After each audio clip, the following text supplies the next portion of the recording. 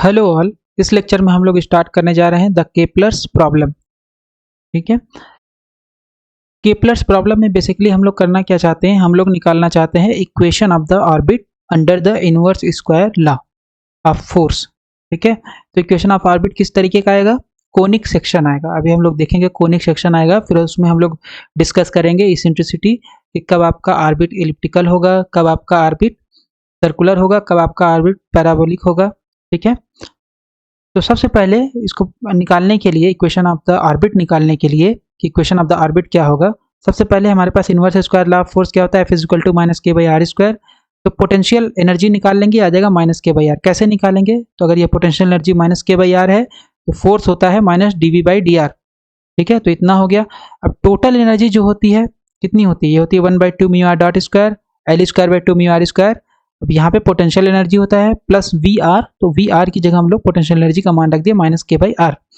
Are dot को solve कर लेंगे यहाँ से, तो ये इधर जाएगा, राइट हैंड साइड में प्लस हो जाएगा, ये भी माइनस हो जाएगा और ये जाएगा अंडर रूट 2 बाई म्यू। तो ये आ जाएगा आर डॉट का मान, राइट। अब आर डॉट जो होता है d are by d t. अब d are by d t है, तो अगर हम इसको थीटा के टर्म में, डिफरेंशिएशन के टर्म में लिखना चाहें तो ये आ जाएगा D R by D theta chain rule से, और D theta by d T. ठीक है। और ये D R by D theta by d T की जगह कितना लिख सकते हैं, क्योंकि L बराबर होता है mu R square theta dot, angular momentum जो होता है आपका वो होता है mu R square theta dot. तो थीटा डॉट निकालेंगे अगर यहाँ पे, क्योंकि थीटा डॉट क्या होता है D theta by d T, right. तो थीटा डॉट का मान यहाँ से निकाल के यहाँ सब्स्टिट्यूट कर देंगे, आ जाएगा L by mu R square. ठीक है। तो यहाँ पे हमारे पास आ गया L by mu R square. तो आर डॉट को सॉल्व करेंगे यहाँ से, तो ये just L by mu R square बाहर आ गया, D are by D theta. ठीक है। तो आर डॉट का मान यहाँ से उठा करके यहाँ सब्स्टिट्यूट कर दिया हमने, और राइट हैंड साइड में आपके पास जितना था उतना ही लिख दिया। फिर यहाँ से डी थीटा इधर मल्टीप्लाई हो जाएगा, डी आर आपका, राइट। आर वाला कंपोनेंट एक तरफ कर ले रहे हैं क्योंकि हमें इंटीग्रेट करना है फाइनली इसको। तो आर वाला टर्म एक तरफ, थीटा वाला टर्म एक तरफ। तो जो थीटा वाला टर्म होगा वो आपका इधर चला गया और ये पूरा टर्म नीचे आ गया। ठीक है। तो थीटा वाला उधर गया आर एच एस, तो आर एच एस को हमने एल एच एस की तरीके लिख लिया, एल एच एस में लिख लिया, और जो एल एच एस में है उसको हमने आर एच एस में लिख दिया। तो यह आ जाएगा L by mu R square, ये टर्म पूरा नीचे आ गया, तो यह आ जाएगा पावर माइनस हाफ और इंटू डी आर। ठीक है। जस्ट ट्रांसफर किया टर्म को इधर, राइट। तो अब यहाँ से हमारे पास आ गया L by mu R square D theta 2 by mu. अब यहाँ से हम लोग निकालना चाहते हैं इस पूरे ब्रैकेट, यहाँ से इस वाले छोटे वाले ब्रैकेट में से L स्क्वायर अपॉन 2 म्यू। तो जैसे L स्क्वायर अपॉन 2 म्यू निकालेंगे तो यहाँ क्या हो जाएगा 2 म्यू अपॉन L स्क्वायर, यहाँ पे भी 2 म्यू अपॉन L स्क्वायर, और यहाँ बचेगा माइनस 1 बाई आर स्क्वायर। ठीक।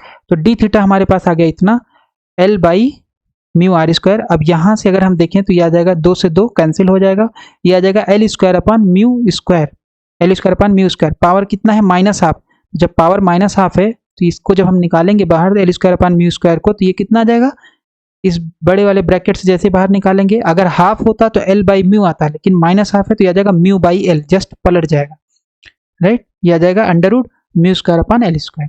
ठीक है। और इसको सॉल्व कर लोगे तो म्यू बाई एल आ जाएगा, और ब्रैकेट में आपका जो था वही लिख दिया। तो अब इसको जस्ट सॉल्व कर लेंगे तो L से L कैंसिल हो जाएगा, म्यू से म्यू कैंसिल हो जाएगा, यहाँ बचेगा 1 बाई आर स्क्वायर, और यहाँ ब्रैकेट के अंदर पूरा इतना बचेगा, पावर माइनस हाफ है इंटू डी आर।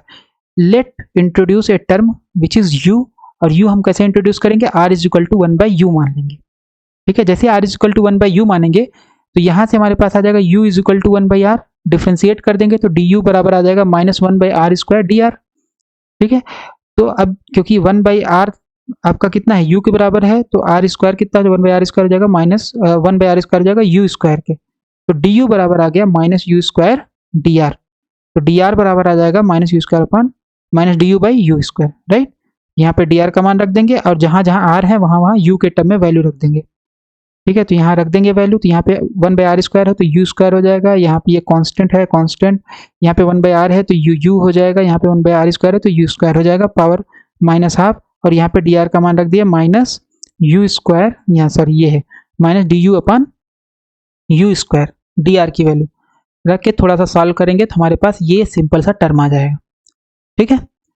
अब हमारे पास क्या है, डी थीटा। अब हम इसको इंटीग्रेट कर दिए, तो जैसे इंटीग्रेट करेंगे तो आर एच एस में, एल एच एस में क्या बचेगा, डी थीटा का इंटीग्रेशन बचेगा थीटा, और राइट हैंड साइड में क्या बचेगा, इस पूरे टर्म का integration plus integration constant, right.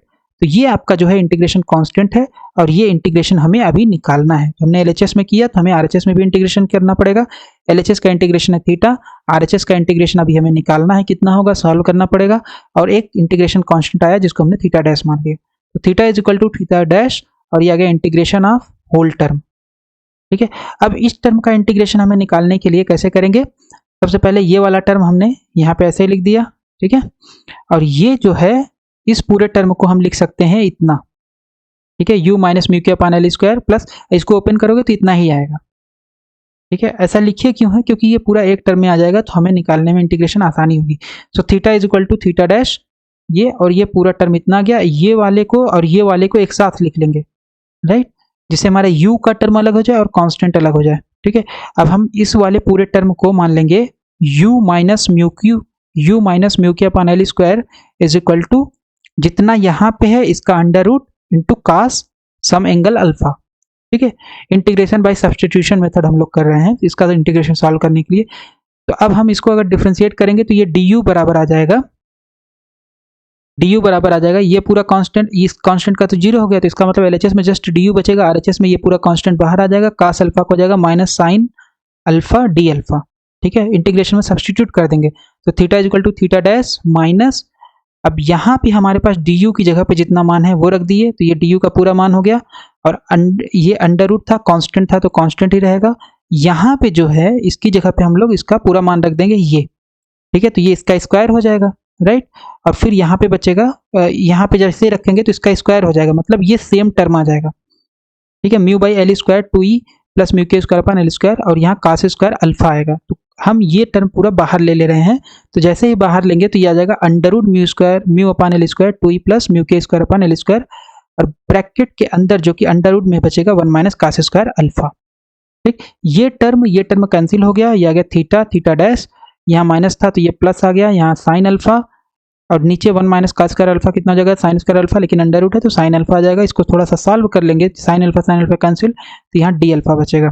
ठीक है, तो सॉल्व कर लिए, theta equal to theta dash plus alpha, तो थीटा डैश अल्फा का मान हमें कहाँ से मिलेगा, यहाँ से मिलेगा। तो अल्फा का मान कितना हो जाएगा, कास इनवर्स, ये टर्म डिवाइड होगा इससे, ठीक है, और यह आ जाएगा कास इनवर्स, राइट।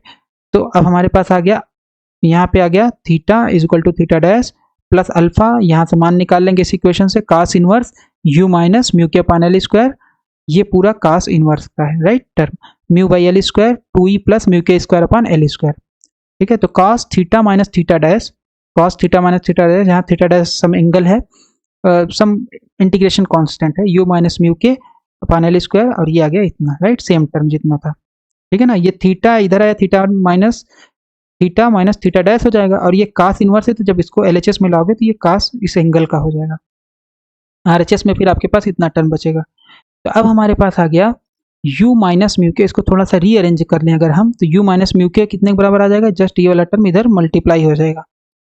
ठीक है, तो मल्टीप्लाई हो गया इतना, फिर इसको u माइनस म्यू के और ये हमारे पास है म्यू बाई एल स्क्वायर, इसमें से हम ये वाला टर्म बाहर ले लें, अगर ये वाला टर्म बाहर लेंगे तो इसका मतलब इसके इन्वर्स से यहाँ मल्टीप्लाई हो जाएगा, मतलब L square upon mu k square यहाँ से मल्टीप्लाई हो जाएगा। तो mu k square upon l square जैसे ही बाहर लिए तो यहाँ पे हो जाएगा L square upon mu k square. ठीक है, तो अब इसको थोड़ा सा हम लोग क्या करेंगे, और यहाँ पे कास था तो कास आ गया, तो ये आ गया यू माइनस म्यू के अपान एल स्क्वायर। यहाँ पे अगर हम देखें तो ये म्यू स्क्वायर है, के स्क्वायर है, अपान एल 4 है, तो अंडर रूट से बाहर निकालोगे तो आ जाएगा म्यू के अपान एल स्क्वायर। ठीक है, अंडर रूट के अंदर क्या बचेगा 1 plus 2 square upon mu k square cos theta minus theta dash, ये आ गया u इज इक्वल टू ये पूरा। ठीक है, ये टर्म और ये टर्म दोनों कॉमन हो जाएंगे जैसे ही हम इसको RHS में ले जाएंगे, राइट। तो हमारे पास इतना आ गया, अब हम इस टर्म को RHS में ले जाएंगे, जैसे RHS में ले जाएंगे तो u म्यू के अपान एल स्क्वायर और यहाँ पे म्यू के अपान एल स्क्वायर बाहर ले लेंगे तो आ जाएगा इतना, और यहाँ पे बचेगा 1 plus under root 2 square upon mu k square cos theta minus theta dash, just इसका रीअरेंजमेंट, टर्म का रीअरेंजमेंट। अब हम लोग मान लेते हैं कि ये जो टर्म है इसको हमने मान लिया c और ये जो टर्म है इसको हमने मान लिया e। ठीक है, तो जैसे मान लेंगे तो u बराबर आ जाएगा c 1 plus e cos theta minus theta dash. ठीक है, या u हमने कितना माना था, u हमने माना था 1/r, u की जगह 1/r रख देंगे, यहाँ जाएगा c 1 प्लस ई cos theta minus theta dash. ये आ गया इक्वेशन ऑफ द ऑर्बिट। ठीक है, इक्वेशन ऑफ द ऑर्बिट आ गया under inverse square law of force कि उसका कितना आएगा, आर और थीटा में रिलेशन ये है। ठीक है, अब जो ई का मान है वो यहाँ पे है, इस ई को बोलते हैं इसेंट्रिसिटी, और सी का मान जो कांस्टेंट है वो यहाँ पे है। ठीक है, अब ये डिफरेंट डिफरेंट ई के लिए आपका जो ऑर्बिट होगा उसका नेचर क्या होगा। The nature of orbit depends on the value of e. अगर ई ग्रेटर देन 1 है, अगर ई ग्रेटर देन 1 है तो आपका कैपिटल ई भी ग्रेटर देन 1 होगा, ई इज इक्वल टू 1 होगा। ई इज इक्वल टू 1 कब होगा, अगर हम यहाँ से देखें जब आपका ये टर्म 0 हो जाए, तो जब ये टर्म 0 हो जाएगा तो ई इज इक्वल टू 1 हो जाएगा, राइट। जैसे ही ई इज इक्वल टू 1 होगा तो कैपिटल ई 0 हो जाएगा। अगर ई का मान लेस देन 1 है, मतलब 0 से 1 के बीच में है, तो ये कब होगा, जब ई का मान, स्मॉल ई का मान 1 से कम कब होगा, जब इसमें से 1 में से कुछ सब्ट्रैक्ट होगा। तो 1 में से सब्ट्रैक्ट कब होगा, जब पार्टिकल की एनर्जी नेगेटिव होगी, राइट। जब पार्टिकल की एनर्जी नेगेटिव होगी तो ई, स्मॉल ई जो है वो लेस देन 1 होगा। ठीक है, और जब ई इज इक्वल टू 0 कब होगा, ई इज इक्वल टू 0 के लिए जैसे ही ई इज इक्वल टू 0 होगा कब होगा, जब ये आपका ये टर्म 1 -1 के बराबर हो जाए, ये पूरा टर्म -1 के बराबर हो जाए। इसका मतलब है ई जो है वो बराबर हो जाए minus mu k square upon 2l square. ई बराबर 0 रख के निकाल लेंगे हम ई का मान, तो यहाँ से हमारे पास आ जाएगा ई बराबर minus mu k square upon 2l square. ठीक, तो जब ई ग्रेटर देन 1 हो तो उसके लिए कौन सा ऑर्बिट एग्जिस्ट करेगा, hyperbola. E is equal to 1 है तो उसके लिए इलिप्स। अगर इसेंट्रिसिटी का मान 0 से 1 के बीच में है तो उसके लिए कौन सा एग्जिस्ट करेगा, पैराबोला। और जैसे ई इज इक्वल टू 0 आएगा तो उसके लिए कौन सा एग्जिस्ट करेगा, सर्किल। तो ये डिफरेंट आपका ऑर्बिट है। ई इज इक्वल टू 0 के लिए सर्किल होगा, ई इज इक्वल टू 1 के लिए इलिप्स होगा, ई लेस देन 1 के लिए आपका पैराबोला होगा। ठीक है, ई ग्रेटर देन 1 के लिए हाइपरबोला होगा। The position r is equal to r minimum is called pericentre and r is equal to r maximum is called apocentre. तो अगर मान लो कोई ऑर्बिट बाउंडेड है तो उसमें दो पोजीशन एग्जिस्ट करती है, एक मिनिमम डिस्टेंस, एक मैक्सिमम डिस्टेंस, राइट। अगर ऑर्बिट बाउंडेड है तो जो मिनिमम डिस्टेंस है उसको बोलते हैं पेरीसेंटर और जो मैक्सिमम डिस्टेंस है उसको बोलते हैं अपोसेंटर।